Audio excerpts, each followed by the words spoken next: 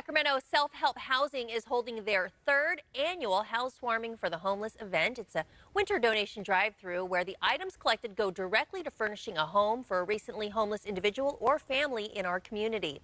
Executive Director John Foley joins us now to tell us how we can get involved and what items they're looking to receive. Good morning, John. Morning, Aubrey. How are you? We're doing well, and we're so happy to have you on the show this morning. First off, tell our viewers about the Sacramento SelfHelp Housing Organization. We provide housing for folks that have been experiencing homelessness. A lot of what we do is shared housing, where we'll lease a house from a person who owns a house and wants to help out. And then we move 3 or 4 people into the house, and we move a part-time staff person in to kind of keep an eye on it. We've got 300 or 400 people in the county housed in that way, scattered in neighborhoods all over the county. Really effective way to get people off the street and fairly inexpensive. The particular program I'm talking about this morning, though, this Housewarming for the Homeless, is a newer thing that's connected with the city of Sacramento and the county of Sacramento, where they've actually come up with funds to help people get moved into their own apartments. And we're loving that. And so it's exciting to help people, get their own unit. But of course, when they move in, it's an empty shell, So what we're doing is trying to find people who have items that they can help out with.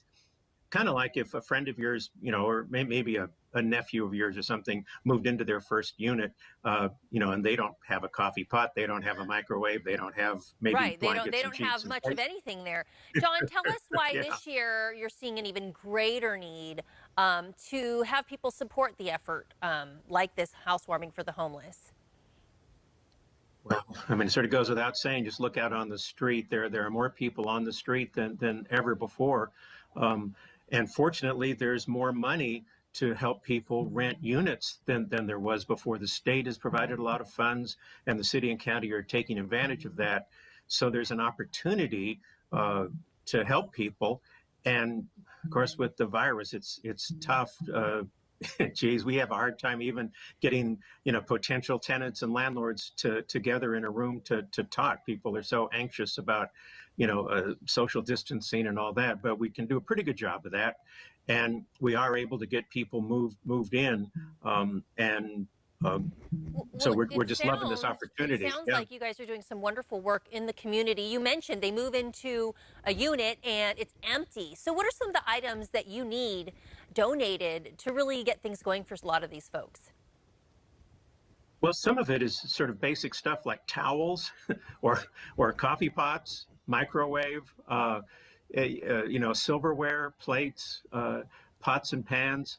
Just the obvious kinds of things. We have some access to ways to get furniture, but we really don't have a good way to get access to ways to get these smaller items.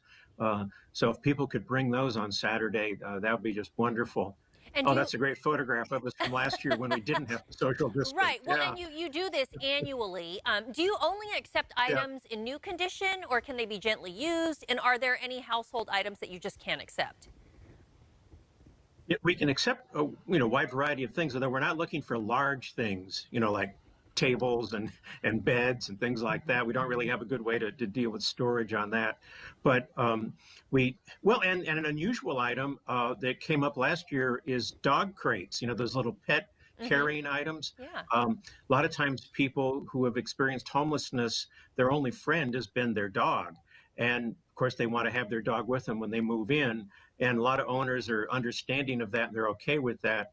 But often you want to have one of those dog crates, in your apartment, so the dog can sleep in there and be there. Yeah. So that's something that's a little bit bigger, a little bit unusual, that would be very welcome to have those donated. Yes. So new, gently used items. And you're doing the drive-through. You know how it is. If you receive something and it seems it's all like it's dishes and they're all chipped and cracked and everything, that it's not very nice. So we really would want things that look good. They don't have to be brand new, but we want them to be new. Received. Yeah, sort of like you. Yeah. And so you're doing a drive-through event this year to keep everybody safe and social distance. So that's Saturday. That's right. Don't get out of the car. Come Saturday morning. We're there at 8 o'clock. So if you can come early, like come now, 9 o'clock is great. We'll be there till 1. It's at the main gate at Cal Expo, same way we did it last year. Just drive through. We've got volunteers that are there. That'll be, of course, masked and socially distanced and all that. And we'll unload your donations out of your car or truck for you. And John, after you get all these items, you'll make sure to give them directly to the folks that need them. This is awesome.